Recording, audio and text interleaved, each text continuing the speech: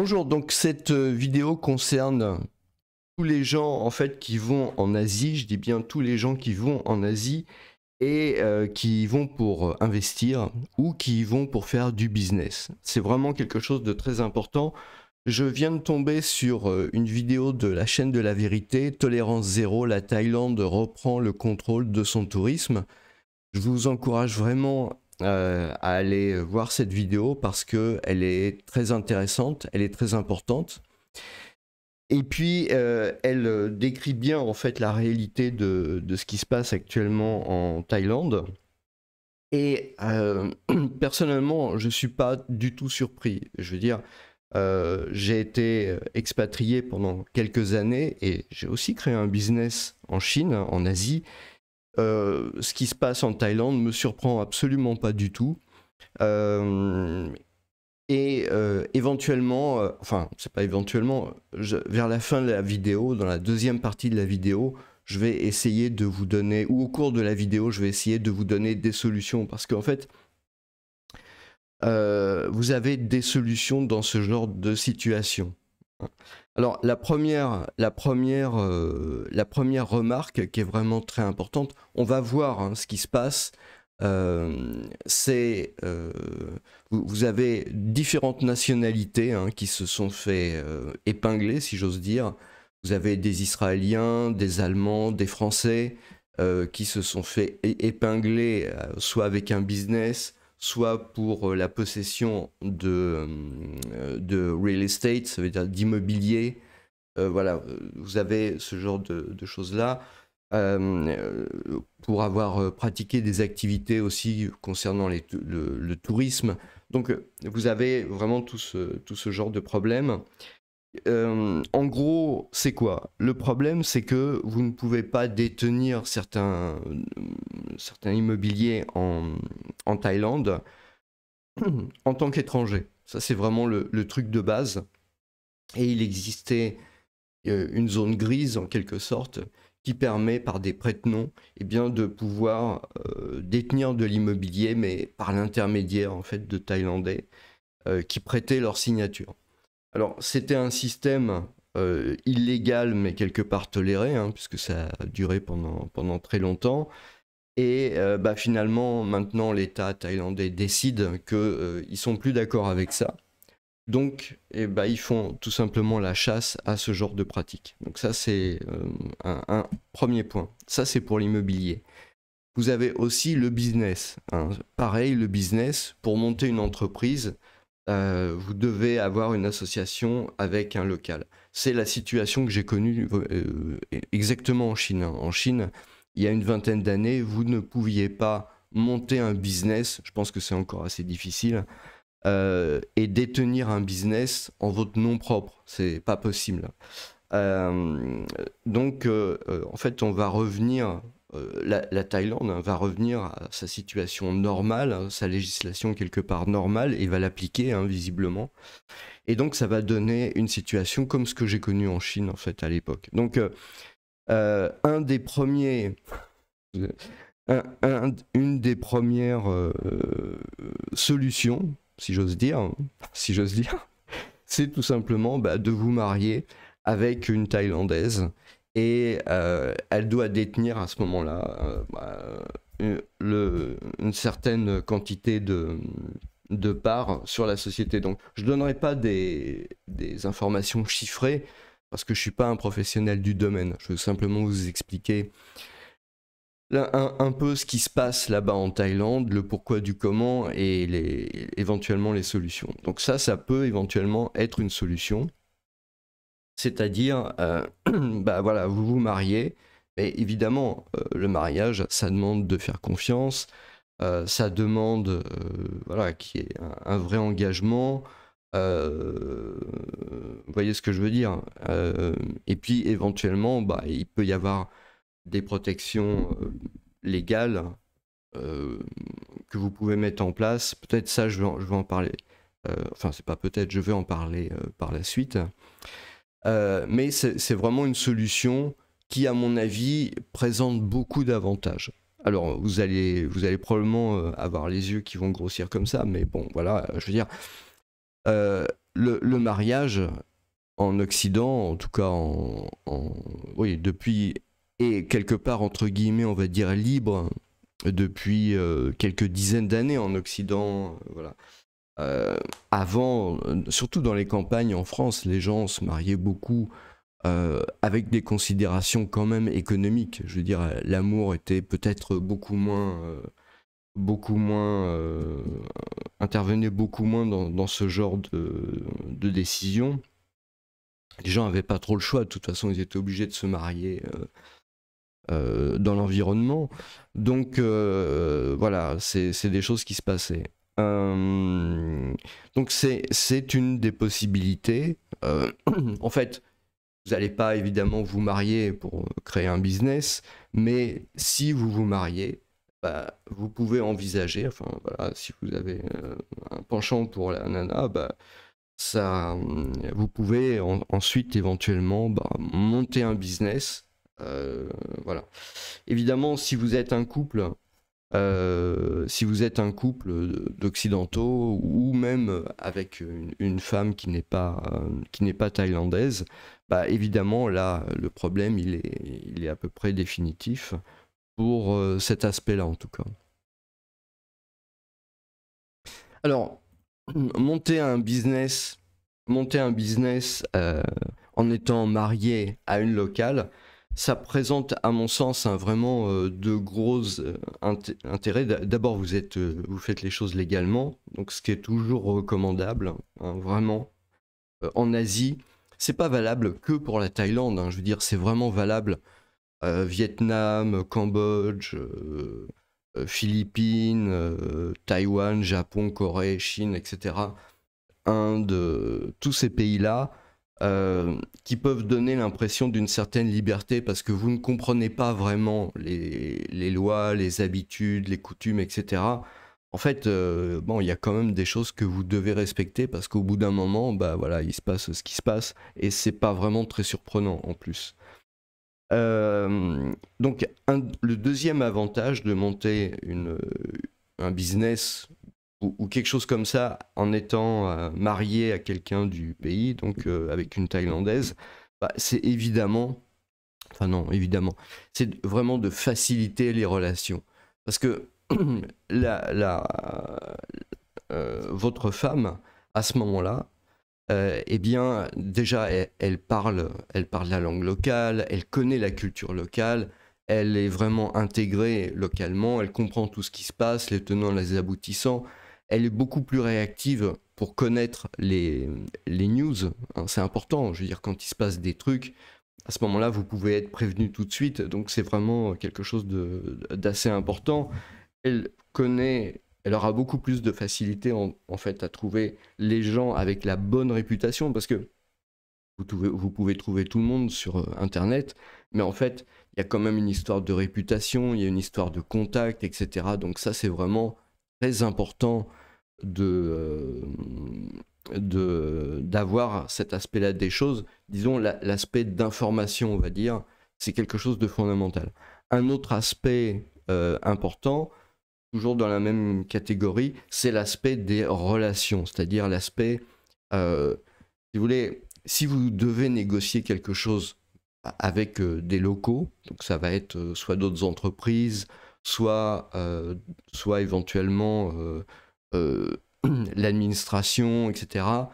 C'est évident que passer par l'intermédiaire de votre femme, c'est beaucoup plus efficace et beaucoup moins risqué que si vous le faites. Parce que voilà, il y a tout un tas de choses que vous maîtrisez pas nécessairement et qu'elle maîtrise, voilà, puisqu'elle est née là-dedans. Donc, je veux dire, il y a vraiment pas photo sur le sujet, vraiment pas photo sur le sujet. C'est vraiment, c'est plutôt une bonne chose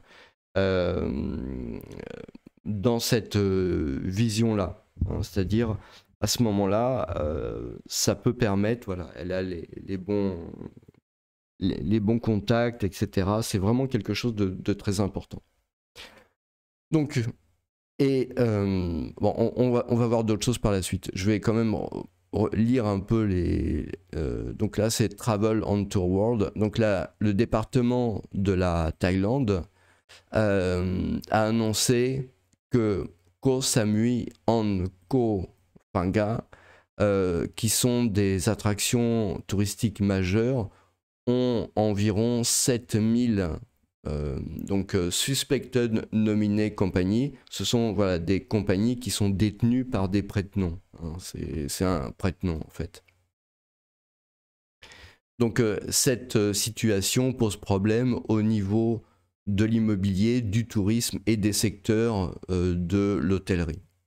Alors il faut savoir aussi que ce qui s'est passé quand même récemment, c'est que il y a eu en Asie, dans cette région-là, en Asie du Sud-Est, hein, il y a eu beaucoup de scammers, donc d'arnaqueurs par Internet, avec des entreprises, tout ça, qui ont été arrêtés. Il y a beaucoup de comptes en banque qui ont été fermés, justement. Donc, je dirais, ce qui se passe actuellement en Thaïlande, c'est plutôt une reprise en main générale, hein, quelque part suite à justement toutes ces arnaques, tous ces trucs comme ça. Euh, il est probable, hein, il n'est pas impossible en fait que tout ça, tout ce qui se passe en ce moment en Thaïlande, ça soit un effet quelque part en boule de billard, hein, en jeu de billard, d'intervention de pays occidentaux qui en avaient marre de se faire arnaquer et qui ont détecté que il y avait dans cette zone, hein, dans la zone du sud-est asiatique, alors pas spécifiquement en Thaïlande, mais je pense par exemple en Birmanie, hein, au Myanmar, où il y avait voilà, des entreprises d'arnaque et qui brassaient beaucoup d'argent. Ça commençait à faire désordre, ça commençait vraiment à faire désordre. Même les Chinois d'ailleurs, les Chinois aussi en étaient victimes. Et donc voilà, il y a une espèce quelque part de reprise en main sur le sujet. Donc voilà. Pourquoi est-ce que les prête-noms, le business des prête-noms est un problème pour l'économie de la Thaïlande et du tourisme? Donc il y a plusieurs risques au niveau de l'intégrité de l'industrie touristique et des investisseurs étrangers eux-mêmes. Donc il parle, hein, de la zone grise. Et puis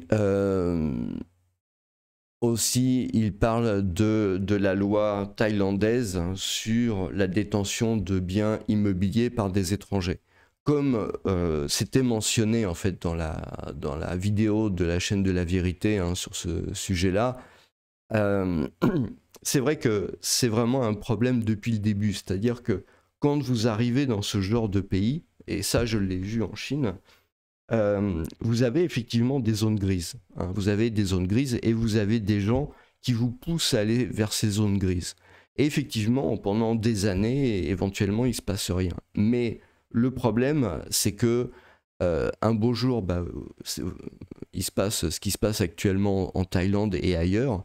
Et l'État se réveille et voilà, fait ce qu'il faut. Et donc à ce moment-là, vous perdez tout. Vous perdez tout ce que vous avez investi, tout votre travail, etc. Donc, il faut être quand même très conservateur, il faut faire très attention.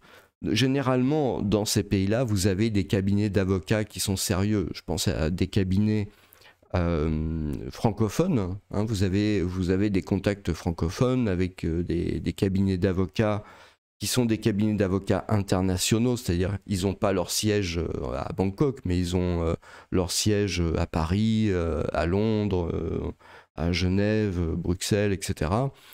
Et donc ils ont des succursales en Thaïlande et ils peuvent vous conseiller en termes de business, en termes de possession de biens immobiliers, ce que vous pouvez faire, pas faire, etc. Généralement, comme ce sont des cabinets d'avocats détenus à l'étranger,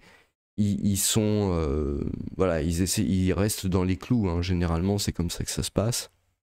Et donc, c'est vraiment une bonne idée de les consulter plutôt que des gens qui ne sont pas nécessairement spécialistes. Je rappelle quand même que la consultation d'un avocat donne lieu normalement à un papier, à un document qui est signé par l'avocat et quelque part qui prouve au moins votre bonne foi. Donc c'est le genre de truc qui peut vraiment être nécessaire. et bah, de ne pas sortir des clous en fait de ça, parce que effectivement c'est très très problématique.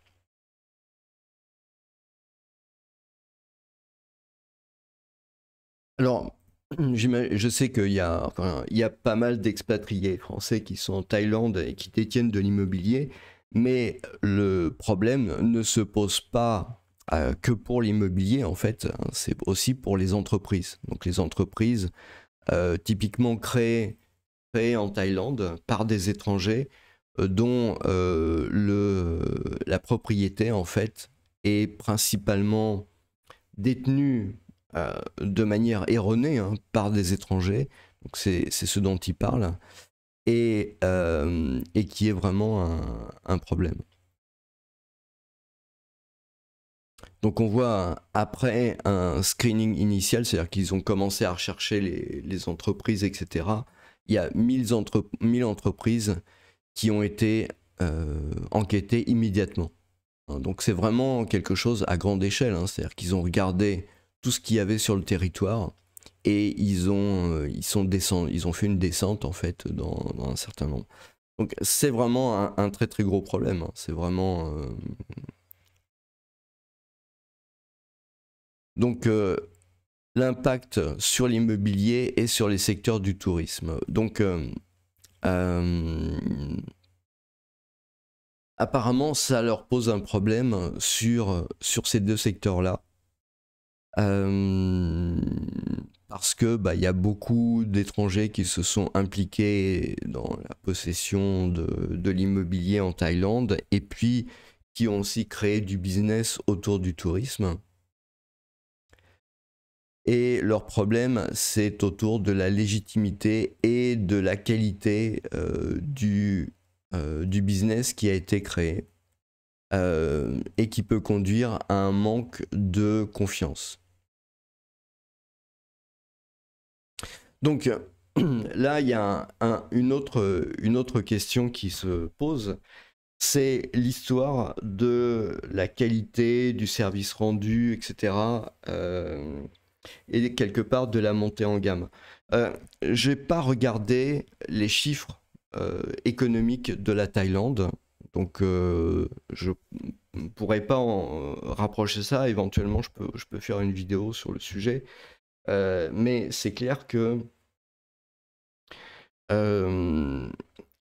ces pays-là, en fait, c'est aussi ce qu'il faut comprendre quand vous venez d'Europe, quand vous venez de France, ce sont des pays qui ont émergé. C'est-à-dire que la Thaïlande d'il y a 30 ans, hein, c'est pareil que pour la France, en fait.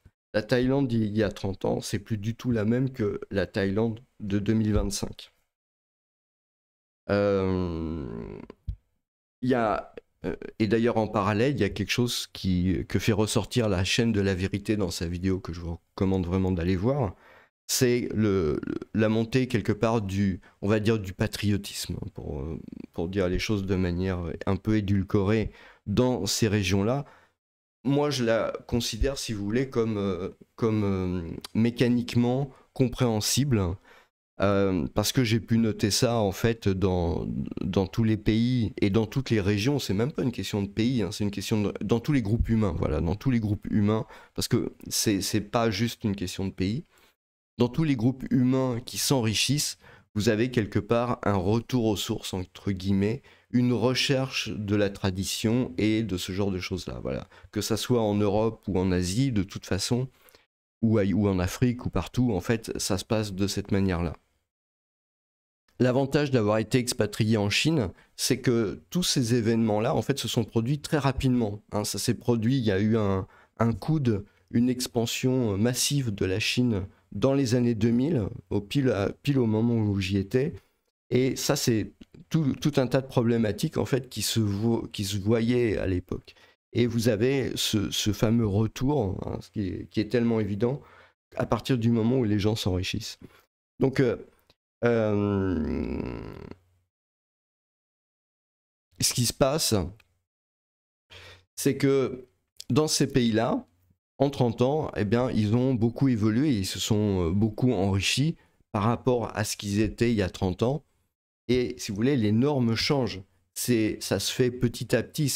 si vous voulez, c'est un peu comme la tectonique des plaques et les tremblements de terre. La tectonique des plaques, les plaques tectoniques bougent très très lentement, et à certains moments, bah, vous avez des tremblements de terre, qui sont la matérialisation de la tectonique des plaques. Mais c'est exactement ce qui se passe là, en fait. Vous avez une évolution très lente d'enrichissement du pays, hein, la Thaïlande, et eh bien, quelque part, de manière régulière, et il se trouve que bah, c'est maintenant, hein, en 2025, vous avez un ajustement de la société qui se fait. Voilà, vous avez un ajustement. Donc là, l'ajustement qui se fait, eh bien, il est sur ce type de problématique. Donc, autre conseil, quelque part, c'est qu'à partir du moment où vous comprenez ce cycle, eh bien, vous comprenez ce qui va se passer. Donc, la région de l'Asie du Sud-Est a évolué de manière, je dirais, à peu près synchrone dans tous les pays. Alors, il y a des pays qui ont évolué plus vite que d'autres, mais ce qui se passe actuellement en Thaïlande, c'est ce qui s'est passé en Chine, et c'est sans aucun doute ce qui se passera au Vietnam, au Cambodge, et dans ces pays qui sont peut-être moins avancés, mais ça se passera aussi. Donc pour sentir ce genre d'évolution, en fait c'est nécessaire de vraiment s'intéresser, vous comprenez bien, au pays en question. Une des solutions pour cet aspect-là, c'est, si vous n'êtes pas marié avec une locale, c'est au moins d'avoir une amie, et j'insiste bien une femme, parce que généralement elles sont plus sensibles aux variations, elles connaissent vraiment mieux le terrain, et elles sont capables, comment dire, de voir un peu l'évolution de la société. Donc ça peut être intéressant. Vous avez évidemment les expatriés qui sont là depuis longtemps, ça veut dire... Alors j'imagine qu'il y a peut-être des expatriés qui sont là depuis longtemps, qui ont été surpris, hein, ça c'est tout à fait possible. Mais bon voilà, les gens qui peut-être parlent le thaï, sont vraiment intéressés par la société, etc. Peut-être ont vu les choses se décaler un peu. Donc ça c'est vraiment quelque chose de très important quand vous allez dans un pays, surtout en Asie. Pour moi, il y a un truc qui est absolument fondamental, c'est qu'il faut apprendre la langue locale, au moins avoir une maîtrise d'études de 6 mois, quelque chose comme ça, de manière à pouvoir vraiment se débrouiller au niveau même professionnel, hein. Alors vous allez me dire, ouais, si vous êtes retraité, bah voilà, vous êtes retraité, prenez du temps pour étudier la langue locale, mais quelque part c'est vraiment important, surtout dans ce genre de situation, ça peut éventuellement permettre peut-être de rendre les choses moins désagréables, hein, de montrer que vous avez fait l'effort, parce qu'il y a aussi cet aspect-là, c'est un aspect que vous ne trouvez pas dans les articles, etc. Il y a aussi cet aspect de dire, ben voilà, d'être un peu plus proche, parler la langue locale, qui n'est pas nécessairement très facile, hein, je ne connais pas le thaï et l'écriture, etc. Mais ça peut vraiment, quelque part, voilà, disons, diminuer légèrement en fait, le problème. Donc, ils expliquent, hein, dans l'article, trouver plus de 7000 prête-noms, enfin, business de prête-noms sur Koh Samui et Koh Phangan est inquiétant. Donc voilà, le gouvernement thaï cherche une réponse pour démontrer, voilà, pour rassurer et puis pour démontrer plus de sécurité dans le tourisme et l'immobilier. Donc voilà, ça fait quand même la une, hein, Thailand News for Foreigner, thaiexaminer.com. Donc on voit une descente sur les business étrangers à Koh Samui qui ont utilisé des sociétés avec des prête-noms, avec des actionnaires prête-noms, et focus sur les villas. Ouais, moi vraiment le business des villas en Thaïlande, c'est vraiment quelque chose que j'ai toujours trouvé assez inquiétant. L'immobilier, c'est vraiment problématique quand vous êtes dans un pays étranger comme ça et dont la culture est vraiment différente. Je veux dire, c'est aussi, hein, le problème, et c'est pas un problème annexe, c'est pas un problème, la différence de culture, elle est énorme, et donc il y a vraiment, ça je l'ai vécu aussi en Chine, je veux dire, l'occidental a du mal, et surtout les Français, hein, surtout les Français, pour des raisons culturelles, je pourrais expliquer ça, je pourrais développer ça dans une autre vidéo, évidemment, éventuellement, mais surtout les Français ont un problème avec la reconnaissance de la culture locale. Je veux dire, on est comme ça. C'est voilà, moi aussi je suis français, je comprends la problématique, et c'est pas évident de s'adapter et de comprendre ce qui se passe localement parce que on a un certain héritage religieux, culturel, politique. Voilà. Bon, ça a des avantages, mais voilà, ça, cet inconvénient-là. Et donc, il y a des choses qu'on n'est pas trop capable finalement de saisir.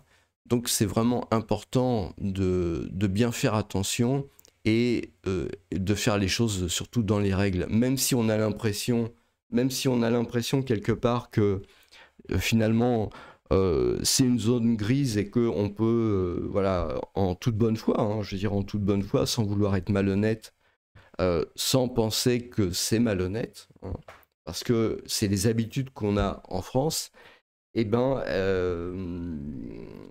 non, ça marche pas comme ça dans ces pays-là. C'est-à-dire que vous n'avez pas nécessairement une grosse interdiction marquée ceci est interdit, vous ne devez pas faire ça, hein.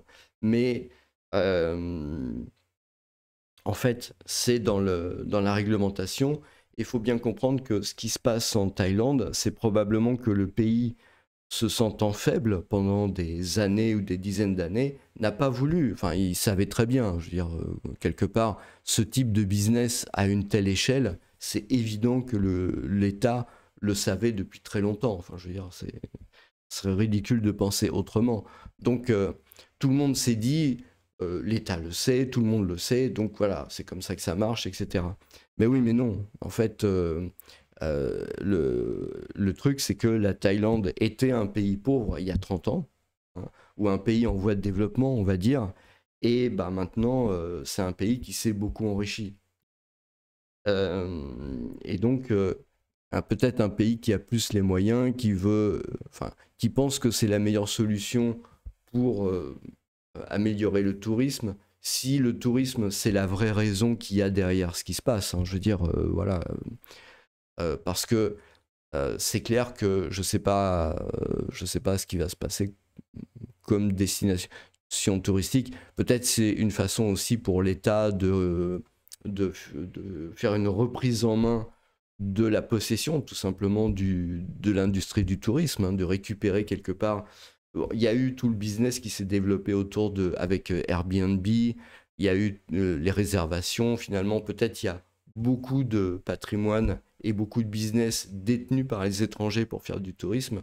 Peut-être l'État veut juste mettre la main là-dessus. Voilà. Donc, le problème qu'il y a, c'est que en 2025, vous avez un problème dans le monde de dette publique. Donc, je ne sais pas où en est trop la dette publique thaïlandaise. Je ne pense pas qu'elle soit si énorme que ça. Mais voilà. Mais en tout cas, vous avez, je crois, plus ou moins des problèmes au niveau de la fiscalité ou ce genre de trucs-là, éventuellement de l'équilibre des comptes. Donc voilà, l'État, quelque part, veut probablement remettre aux Thaïlandais pour avoir un meilleur contrôle sur tous les flux d'argent qui sont liés au tourisme. Et donc, bah voilà, c'est éventuellement ce qui se passe. Donc sur l'immobilier, le problème dans ce type de pays, c'est que c'est éminemment dangereux. En fait, j'ai vécu ça aussi en Chine. Il y avait aussi des pratiques dans ce goût-là. Ce qu'il faut bien comprendre, c'est que les réglementations peuvent changer du jour au lendemain. Les pratiques, elles peuvent changer du jour au lendemain. Quasi chaque année, en Chine, vous aviez une loi et qui pouvait changer du tout au tout. Un jour, un étranger pouvait posséder un bien immobilier. Le jour d'après, eh bien, c'était plus possible de le revendre, de le louer. Enfin, je me rappelle, ça avait été vraiment aussi très compliqué à une époque. Alors, ça a probablement changé depuis, hein. Mais je veux dire, voilà. Et faut pas venir me dire que c'est parce que la Chine est communiste ou ce genre de truc-là. Non, c'est pas vrai. C'est juste que c'est une façon, disons, de cette région-là d'envisager les choses. Quand ils veulent faire passer des lois, ils font passer des lois. Il n'y a pas, si vous voulez, des discussions interminables. Donc les lois, elles peuvent évoluer et ces pratiques, elles peuvent changer très rapidement en fait. Donc détenir des biens immobiliers en Asie, il faut d'abord comprendre le système, comment évolue le système juridique. Il faut, je dirais, je suis pas même persuadé pour le coup qu'il y ait grand monde en fait pour vous conseiller sur le sujet. Ce qu'il y a, c'est qu'il faut regarder la stabilité, ça c'est vraiment important, de leur système législatif. Et puis aussi, quand il se passe ce genre de truc-là, ça reste dans l'histoire quelque part. Il faut rechercher sans doute sur Internet pour le pays en question. Donc maintenant avec ChatGPT, peut-être c'est plus facile. S'il y a déjà eu auparavant ce genre de choses, hein, parce qu'il y a peut-être eu d'ailleurs avant ce genre de descente sur une ville, sur un quartier, peut-être on en a moins parlé, mais peut-être que ça existait. Peut-être qu'il y a eu des changements aussi dans la législation, des choses comme ça. Donc il faut essayer de rechercher un pays qui montre une certaine stabilité. Vous avez peut-être plus de chance aussi dans les pays qui ont eu beaucoup plus de relations avec des pays anglo-saxons, parce que le droit de propriété, c'est quelque chose de relativement important. Donc ça peut être, par exemple, si vous prenez un pays comme le Japon, quand il s'est modernisé, alors pour le coup, il y a longtemps, hein, ça remonte à il y a plus d'une centaine, peut-être 150 ans maintenant, a pris en fait dans les pays occidentaux des exemples et il a essayé de copier. Donc il a copié, je crois. Alors je crois qu'il a copié leur armée, l'organisation de l'armée, etc. sur les Allemands. Il a copié, je crois que les lois, c'est sur les Français, me semble-t-il. Voilà, vous avez tout un tas d'influences comme ça qui ont lieu sur ces pays-là. Ça compte vraiment. Et donc, vous pouvez peut-être voir un peu la mentalité et la manière dont ça va évoluer à travers ces genres de choses. Vous allez me dire, oui, c'est compliqué. Moi, je veux juste avoir une maison et qu'elle m'appartienne et tout. Mais c'est pas si simple que ça. Même la simple possession de l'immobilier, de la terre, du real estate, c'est vraiment quelque chose. Dans tous les pays, c'est quelque chose de particulier. Même si vous voulez acheter une maison, un appartement à Londres, un immeuble à Londres, enfin un immeuble, bon, j'imagine que c'est pas le cas de beaucoup d'entre vous, mais vous avez ce qu'on appelle les bails amphithéotiques. Hein, ça veut dire en fait vous louez le terrain pour une centaine d'années et vous achetez juste le droit en fait de vous poser dessus. Donc vous avez tout un tas de variations comme ça parce que c'est quelque chose de particulier. Le jour où vous avez un problème avec l'immobilier, vous ne pouvez pas vous en aller avec. Vous êtes obligé de laisser la maison, etc. et de partir. D'ailleurs, j'ai cru me rappeler que récemment, je crois que c'était en Thaïlande, hein, il y a un Français qui a été... j'avais vu une vidéo sur YouTube. Peut-être j'avais fait une vidéo même sur le sujet. Il y avait eu un Français qui avait justement utilisé ce type de système et qui s'était retrouvé relativement mal parce que voilà, ça s'était mal passé. Vous n'avez aucune garantie, hein, je veux dire, aussi quand vous utilisez les prête-noms. Alors généralement, ça se passait, j'imagine, pas trop mal. Hein. Sinon, voilà. Mais voilà, c'est problématique. L'immobilier, c'est toujours... En fait, tout ce qui est immobilier, investissement dans des usines, dans des choses que vous ne pouvez pas déplacer, partir avec, c'est pas une bonne idée si vous connaissez pas le pays. Je veux dire, si vous le connaissez pas depuis longtemps, mais c'est pas juste y vivre, c'est vraiment connaître la langue, la culture, avoir des relations, etc. Voilà, comprendre ce qui se passe, devenir quasiment un Thaï, quoi, je veux dire. Si vous n'en êtes pas là, c'est nécessairement dangereux. Je veux dire, dans les pays occidentaux, ça pose pas de problème parce que vous avez une vision relativement facile de la culture légale du pays, etc. Et fiscale, etc. Dans ces pays-là, en Asie, de manière générale, c'est compliqué. Vraiment, c'est compliqué. Il faut bien comprendre que vous avez aussi la question du poids économique. C'est aussi une question qui est très importante. Je veux dire, vous pouvez pas... Beaucoup de gens s'abstraient complètement de ça.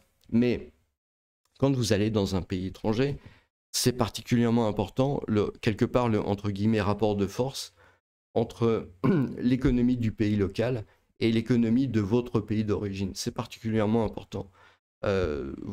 j'ai déjà eu l'occasion de le dire, vous avez un déclassement, bon, bah, pour les Français, hein, de la France, hein, le PIB par habitant tombe, mais j'imagine qu'au même moment, le PIB par habitant en Thaïlande s'est beaucoup amélioré au cours de cette trentaine d'années.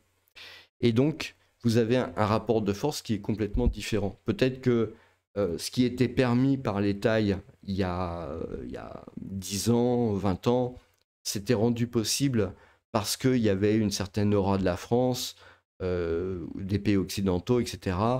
Il y a beaucoup d'Allemands aussi qui ont eu des problèmes, mais les Allemands, bah, c'est un peu pareil. Je veux dire, ils sont en récession depuis 2 ans.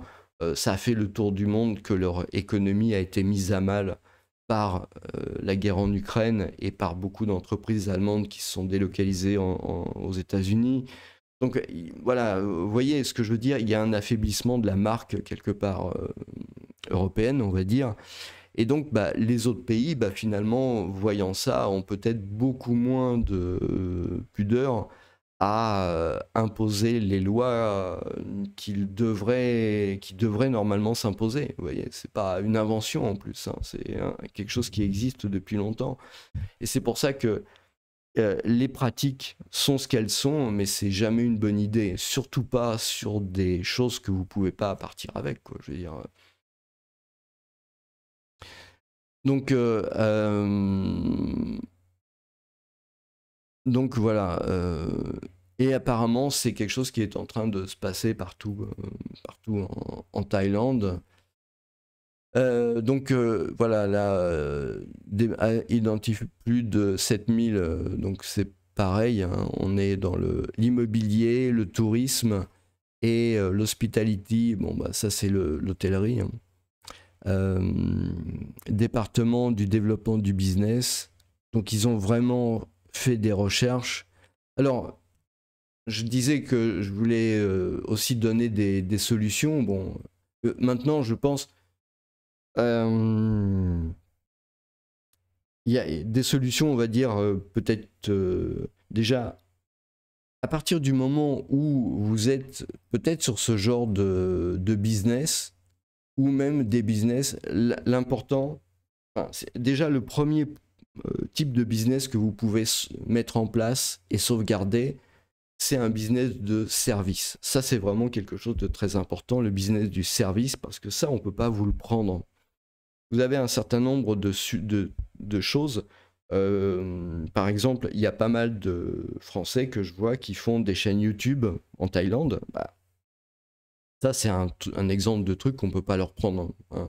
Si jamais il y a un problème, ils partent et ils gardent quand même leur business. Donc ça, c'est un exemple. Ou ça peut être du service. Je veux dire, vous faites du service informatique, hein. J'imagine en Thaïlande, il doit y avoir des étrangers qui font du service informatique. Donc, il y a des clients, il y a une clientèle. Mais éventuellement, bah, vous pouvez vous internationaliser, c'est-à-dire ouvrir une succursale ou ouvrir même une société différente dans un pays peut-être pas trop éloigné, je sais pas, Cambodge, Vietnam, etc. Ou vous associer entre Français, hein, c'est probablement la meilleure solution, entre francophones, on va dire, c'est probablement la meilleure solution. Et bah, à ce moment-là, vous avez quand même la possibilité de vous décaler quelque part sur un pays voisin ou à l'étranger. Donc à ce moment-là, vous perdez pas tout, mais il faut développer cet aspect-là quand les choses vont bien. C'est vrai que maintenant, ça commence à devenir un peu tard, hein, mais voilà, c'est le genre de choses qui doit être mis en place. Il faut surtout que vous ayez des business qui soient axés sur le service. Éventuellement, vous pouvez même déposer des noms. Alors, des brevets, c'est peut-être pas tellement à la hauteur, mais je veux dire, avoir, vous voyez, la valeur marque que vous pouvez garder avec vous, hein. C'est quelque chose qui est vraiment important. Donc, à ce moment-là, bah, quand vous partez, vous pouvez récupérer tout ça. Si c'est pas le cas, si vous avez du business quelque part entre guillemets en dur, hein, donc là je parle vraiment de business, hein, je parle pas d'immobilier. Votre business en fait en 2025, il est principalement il repose principalement sur de l'informatique, sur le transfert de l'information, sur la circulation de l'information. Le business, c'est principalement ça en 2025. Hein. Donc, quelles sont les mesures que vous devez nécessairement prendre et ça, pour le coup, ça peut être quelque chose de curatif, si j'ose dire, à l'heure actuelle. C'est tout simplement d'exporter la totalité de votre système informatique à l'extérieur du pays. Hein. Je veux dire, d'ailleurs, ça devrait même être fait en temps normal. Moi, je suis un spécialiste en informatique, en cybersécurité, et je peux vous dire une chose, c'est que c'est absolument dangereux de garder son informatique localement dans le pays. Il faut absolument pas faire ça dans ce type de pays-là, pour tout un tas de raisons. Pour des raisons de sécurité informatique, parce que il y a eu quand même beaucoup de piratage, il y a beaucoup d'attaques, beaucoup de ce genre de choses-là. Et quand vous avez ce genre de problème, en fait, hein, qui s'attaque à votre business, euh, le business, en fait, il repose surtout quand même sur votre patrimoine informatique de données. Donc ça veut dire l'adresse de vos clients, tous les gens que vous avez en relation, votre comptabilité, vos études marketing, vos réglementations, la manière dont vous tournez en interne, etc. Tout ça, c'est vraiment quelque chose de très important. Plus votre entreprise est développée à l'étranger, plus votre système informatique, c'est vraiment quelque chose de vital. Donc, ça veut dire quoi? Ça veut dire que vous devez nécessairement avoir des solutions à l'étranger, dans des data centers qui sont dans des pays, je sais pas moi, aux États-Unis, en Europe, etc. Surtout pas de choses au rabais dans le coin, enfin, mais vraiment expatrier ça dans des zones où les législations sont quand même beaucoup plus claires pour vous, en tout cas, de manière à ce que toute la partie informatique, mais tout, hein, je veux dire, c'est pas seulement des bases de données ou des applications qui restent quelque part. Il faut vraiment que vous mettiez en place une politique de client léger. Hein, donc c'est un terme informatique qui dit que, en gros, l'ordinateur de vos employés, en fait, il a le clavier, il a l'écran, et toute la puissance de calcul est déportée à ce moment-là dans un data center qui va se trouver aux États-Unis, en Europe, de manière à rendre absolument impossible la prise des données. C'est-à-dire que quand vous avez mis ce genre de choses-là en place, alors éventuellement, il faut faire appel à des spécialistes comme moi, hein, quand c'est mis en place, eh bien, à ce moment-là, on ne peut pas vous prendre tout ce qui fait le nerf de la guerre de votre business. Ça, c'est pas possible. Donc, dans des secteurs comme le tourisme, et éventuellement le secteur hôtelier, c'est pas, malheureusement, c'est pas très très protecteur. Mais si vous êtes sur des business qui sont plus des business de fabrication ou des business intellectuels, hein, je pense par exemple des bureaux d'études, des architectes, voilà, votre bien le plus précieux, en fait, ce sont vos données. Il faut absolument que vous les sortiez du pays. Et d'ailleurs, euh, vu ce qui se passe actuellement en Thaïlande, moi, c'est vraiment ce que je vous recommande si vous êtes déjà dans ce cas-là. C'est à peu près, ça fait partie des seules choses que vous pouvez faire actuellement. C'est vraiment de sortir toute la partie informatique, toutes les données. Euh, Faites effacer de manière complète les disques durs des ordinateurs, etc., de manière à ce qu'il n'y ait plus rien. Comme ça, si vous êtes jeté à la porte, enfin, il n'y a pas d'autre façon de voir les choses, hein, je veux dire, quelque part, c'est un peu comme ça qu'il faut voir la situation. Si vous êtes jeté à la porte de votre entreprise, vous ne vous retrouvez pas sans rien à l'extérieur. Et que d'autre part, ça soit plus difficile, plus coûteux pour ceux qui reprennent derrière de remonter quelque chose. Vous pouvez partager à ce moment-là votre expérience avec vos clients, etc.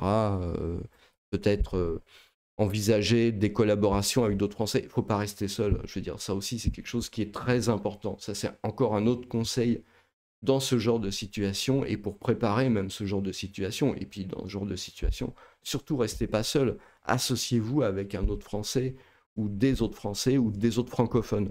Des autres francophones où vous avez la possibilité d'avoir un échange. D'autant plus que même si de nos jours, vous avez l'intelligence artificielle, vous avez vraiment quelque part un avantage très concurrentiel avec la langue française. Parce que évidemment, tout le monde parle anglais, mais il n'y a pas beaucoup d'étrangers qui parlent le français.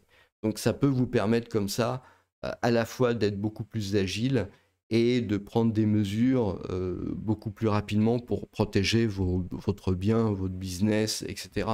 Mais comprenez bien une chose, c'est que même et puis aussi, bah, faites des sauvegardes, gardez rien sur vos téléphones portables, sur les clés USB.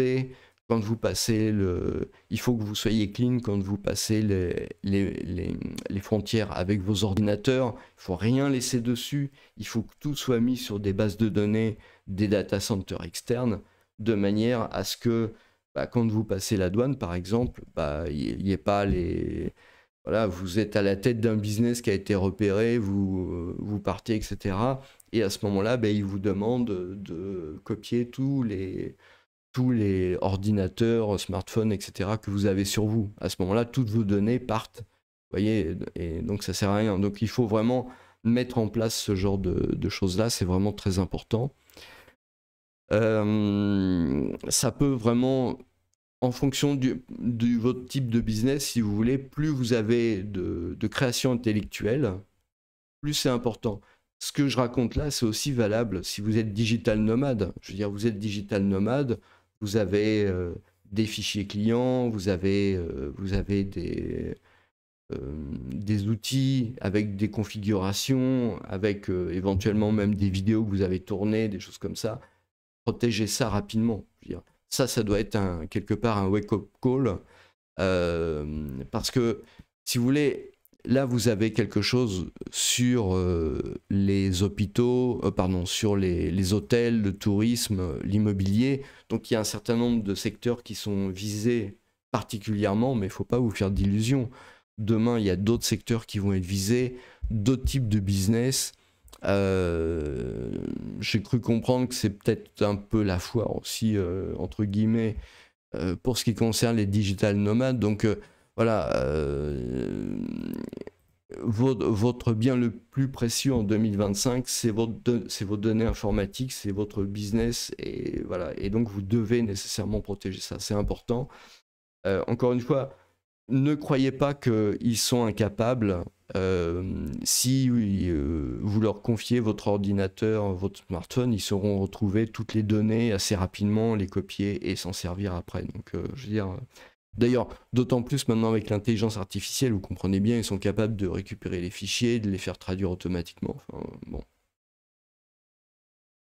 Alors, Big Firm targeted in illegal nominee use. Donc c'est assez clair, hein. Les grandes entreprises ont été ciblées pour l'utilisation de prête-noms de manière illégale. Et là, il y a marqué les grandes entreprises. Vous voyez, donc la taille du business qui éventuellement fournit ça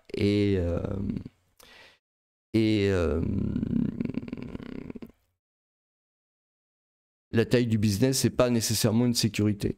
Je vois là sur le côté, voilà, la Chine, les États-Unis, etc., la Thaïlande, le Cambodge. Je me demande si récemment il n'y a pas eu des échauffourées à la frontière entre la Thaïlande et le Cambodge. Hein. Je suis pas trop sûr. Mais voilà, il y a aussi la situation géopolitique localement, dans la région, on va dire, en particulier avec la Chine, qui est quand même assez particulière. Il y a un héritage, hein, il y a un héritage. N'oubliez pas, si vous êtes en Thaïlande, si vous m'écoutez depuis la Thaïlande, le seul pays en Asie qui a été, entre guillemets, alors c'est pas vraiment allié, mais on peut dire... qui a laissé faire le Japon pendant la Seconde Guerre mondiale, précisément c'est la Thaïlande. Hein. Donc, et c'est pour ça qu'à une époque, il y avait beaucoup de Japonais qui allaient passer des vacances en Thaïlande, c'est peut-être encore le cas. Hein. Et donc voilà, je veux dire, quelque part, il y a des choses qui ne s'oublient pas, et ça peut éventuellement... voilà, peut-être c'est aussi ce qui fait que la situation peut être un peu tendue, si vous voulez. Dans la région, il n'y a pas que l'aspect économique, il y a l'aspect géopolitique. Voyant que les choses se tendent très clairement avec la Chine, hein, et ben, c'est pour ça que c'est aussi un sujet à suivre. Et bien à ce moment-là, c'est vrai que l'État, le gouvernement peut être amené en fait à vouloir reprendre la main sur la société pour pas que les choses partent un peu dans tous les sens et éventuellement pouvoir répondre à des agressions ou ce genre de choses-là. Enfin, je veux dire, on peut imaginer ce genre de choses-là. Mais je vais vous donner d'autres trucs hein, pour limiter ce genre de problème. En fait, je voudrais revenir. L'idée, c'est vraiment d'être sur des sociétés de services et donc de mettre vos données à l'étranger et vraiment toutes vos données. Hein. J'insiste bien sur ce truc-là. Peut-être j'ai pas assisté suffisamment. Vous devez plus rien en gros avoir localement. C'est vraiment vraiment important. En plus, ça peut servir de preuve. Enfin bon, bref. Vous avez comment dire, le fait vis-à-vis, parce que vous allez être obligé d'une manière ou d'une autre, peut-être c'est des choses qui peuvent se faire de manière en urgence si vous voulez, pour solutionner le problème. Parce que là, vous avez tout un tas d'étrangers qui vont se retrouver dans le cadre de ces procédures-là. Donc peut-être qu'ils vont vouloir régulariser les choses.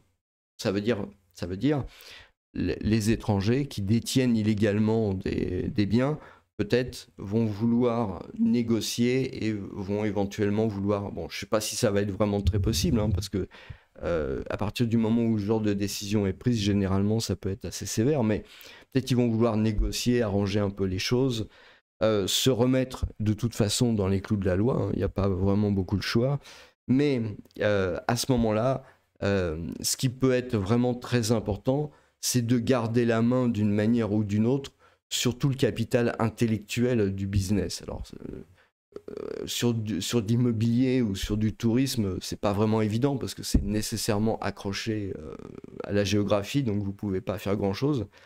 Mais selon les business, ça peut être plus ou moins important de garder la propriété intellectuelle, le nom, le fichier client, les procédures, vraiment tout ce qui fait la richesse en fait du business, de faire en sorte de garder un contrôle légal sur ce genre de choses-là. C'est-à-dire que vous avez la possession de l'entreprise, hein, vous avez donc c'est un problème de shareholder, c'est un problème d'actionnaire quelque part, donc ça c'est le premier truc.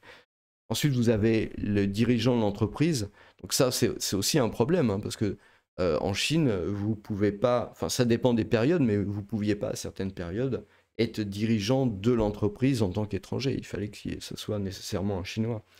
Donc vous pouvez très bien avoir dans ce genre de pays ce genre de règles, soit qui est mis en place, soit qui va être mis en place hein, pour avoir un meilleur contrôle, dire bah voilà, maintenant, à partir de maintenant en Thaïlande, bah voilà, juste seulement les Thaïlandais pourront être CIO d'une firme thaïlandaise. Voilà, c'est le genre de choses. Donc légalement, vous pouvez, donc ça, il faut que vous voyez avec vos avocats, etc. hein, je veux dire, mais légalement, vous pouvez sans doute faire en sorte de détenir contractuellement bah, quelque part toute la substance intéressante de l'entreprise à travers la détention du nom, des licences, voilà, ce genre de choses-là. Peut-être prévoir des indemnités aussi dans des cas, dans le cas où vous êtes mis en dehors, hein, pour parler clairement. Voilà, vous avez ce genre de trucs-là qui éventuellement peuvent être mis en place. Donc ça, moi, je peux pas vous dire précisément ce que vous devez faire. Je suis pas avocat d'affaires, mais vous devez nécessairement, en tout cas, vous renseigner.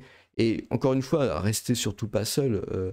Vous avez des chambres de commerce, normalement ils sont censés être interlocuteurs et défendre les intérêts des Français qui font du business. Il y a beaucoup d'impôts qui est payé pour ça. Enfin, non, en Thaïlande, dans les pays étrangers, sur les chambres de commerce, ce sont des organismes privés, hein, donc c'est pas une histoire d'impôts. Mais rapprochez-vous de ce genre d'organisation, même si en temps normal, c'est pas nécessairement toujours, enfin ça dépend des pays, hein, pas nécessairement toujours très, très pratique. Quand vous êtes dans une situation de crise, surtout ne restez pas seul. Enfin, je veux dire, c'est important. Il y a il y a des gens qui peuvent trouver des solutions, et puis il y a la question de régler les problèmes. Voilà, peut-être il peut y avoir des solutions, des négociations possibles au travers d'avocats avec l'État, de manière à, voilà, à ce que les choses ne dégénèrent pas. Parce que il peut y avoir, vous pouvez être de bonne foi si vous voulez. À partir du moment où vous êtes de bonne foi, vous pouvez quand même quelque part, bon, d'une certaine manière, montrer votre bonne foi, etc. Voilà. C'est pas nécessairement simple. Surtout, faut pas prendre les gens de haut. Hein. Surtout, faut pas crier au scandale. Pas parler sur les réseaux sociaux pour dire c'est scandaleux, machin, un truc comme ça. Surtout pas ça. En fait, surtout pas ça. Je veux dire, ça serait vraiment, vraiment la pire des choses, parce que voilà, vous êtes dans ce genre de culture, donc il faut pas faire ça. Qu'est-ce qu'il y a d'autre? J'avais lu cet article là, voilà, donc voilà. Je pense que la vidéo, elle est suffisamment longue. Oh oui, elle est très très longue. Donc voilà, je pense avoir donné un certain nombre de pistes. Éventuellement, c'est des pistes qui doivent être suivies en urgence. Hein. Et puis, n'hésitez pas à mettre des commentaires. Donc, suivez le conseil que je vous ai donné au niveau des commentaires. Évitez, si vous êtes en Thaïlande, hein, évitez de critiquer les autorités, évitez de critiquer les lois, les trucs comme ça. C'est vraiment pas une bonne idée, ça arrangera pas votre cas. Et n'oubliez pas qu'il y a les réseaux sociaux, il y a l'intelligence artificielle, la traduction. La traduction peut être très très rapide. Ça peut être retenu contre vous. Il y a déjà eu des histoires qui se sont passées auparavant, sans que ça soit lié avec ça, sur des histoires justement de réputation du pays. Donc si vous y êtes, vraiment évitez ce genre de choses-là. Mais par contre, vous pouvez, voilà, échanger pour vous retrouver entre Français, entre francophones, hein, Français, Belges, Suisses, Québécois. Et puis aussi, éventuellement, il y a probablement des gens du Maghreb qui ont été en Thaïlande. Donc, je veux dire, voilà, c'est vraiment le moment, quelque part, de faire jouer un peu la solidarité pour s'entraider sur ces sujets. N'oubliez pas l'aspect informatique, très important, hein, très très important. C'est pas parce que vous êtes, d'ailleurs, sur une problématique immobilière, aussi, que l'informatique n'est pas important. Vous avez écrit des mails, vous avez envoyé des SMS, passé des coups de téléphone. Donc sur les coups de téléphone, je ne pense pas qu'ils aient gardé les conversations. Par contre, vous avez téléphoné à qui, vous avez les SMS, tous les mails. Donc tout ça, c'est dans tous vos équipements informatiques, smartphone, clé USB, appareil photo. Je rigole pas, hein, appareil photo, ordinateur, montre connectée, toutes ces choses-là contiennent vos données personnelles, et tout ça, ça peut être retenu contre vous dans des procédures. Donc réfléchissez bien à ce que vous devez garder, pas garder, protéger. Dans tous les cas, enfin moi, vraiment le conseil que je peux vous recommander, essayez de placer tout ce que vous avez comme données à l'extérieur, surtout dans des pays occidentaux. Hein. De manière à vous protéger, quoi. Je veux dire, voilà. Voilà, écoutez, je vous remercie, je vous souhaite du courage et une très bonne journée.